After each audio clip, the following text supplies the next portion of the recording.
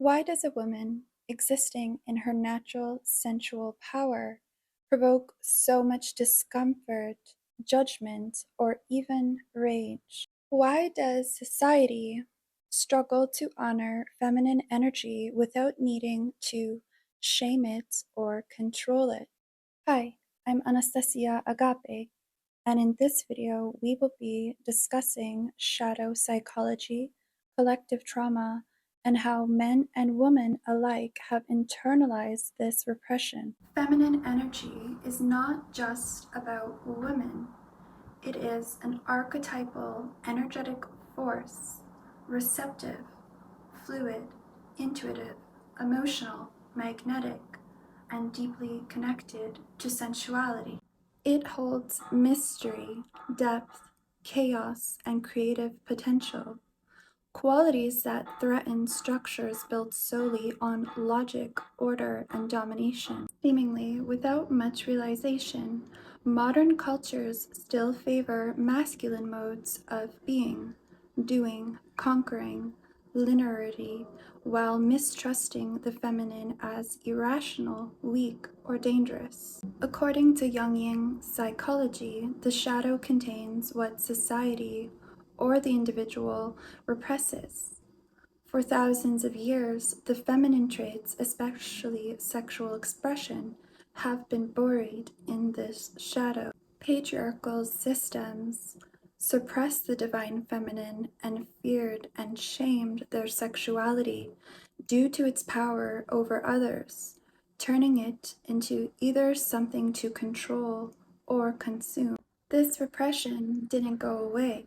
It sank into the collective, unconscious, and it still lives there, erupting as discomfort when feminine energy is freely expressed. Female sexuality, by nature, draws in attention, energy, even desire. That is not manipulation, that's primal polarity. Just as Shiva, the perceiver, enjoys to perceive Shakti, who enjoys being perceived. But here's the catch.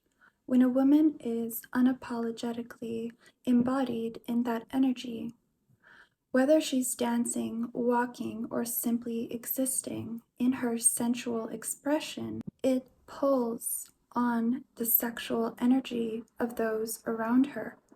For many men, this stirs a deep loss of control. His sexual energy is involuntarily activated and begins to flow towards her. The ego experiences this as a threat. Why? Because it confronts him with his internal powerlessness. His energy is being stirred, pulled, even drained, and he feels as if he did not choose it.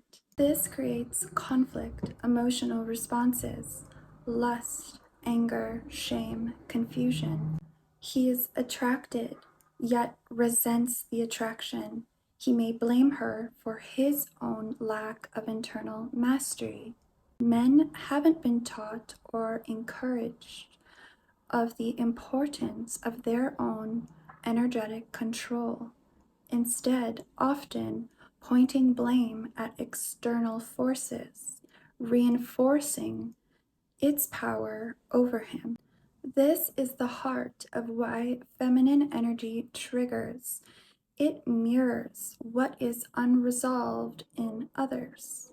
A woman in her sexual sovereignty reflects the part of us that feels unfree, especially in our own relationship with the body, with pleasure, with vulnerability. The more repressed the viewer's inner feminine, the more violent the projection onto the external feminine. It displays his internal relationship with his inner feminine. This isn't just a male issue. Women have internalized these fears, feeling guilt for being desired, shame for expressing pleasure, or discomfort in their own beauty or choice of self expression. many creating societal expectations upon themselves on how other women should behave or act. And if she views other women breaking these illusionary expectations, she then projects that onto the woman who had not placed those upon herself. The result, a split self. One part of the self wants to express freely. The other part fears judgment or danger. The solution isn't to repress feminine energy further, it's to integrate it. Men must learn to master their own energy, to witness beauty without needing to control or consume it. Women must reclaim their body, their sensuality, and their emotional depth, and dissolve any internal fear they have about their feminine qualities, not for approval, but for themselves. The sacred feminine and masculine were never enemies.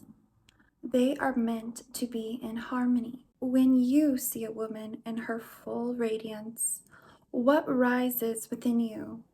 Awe, judgment, desire, discomfort? What might that reaction say about your relationship with your inner feminine or masculine? That's it for today's video. As always, thank you so much for being here.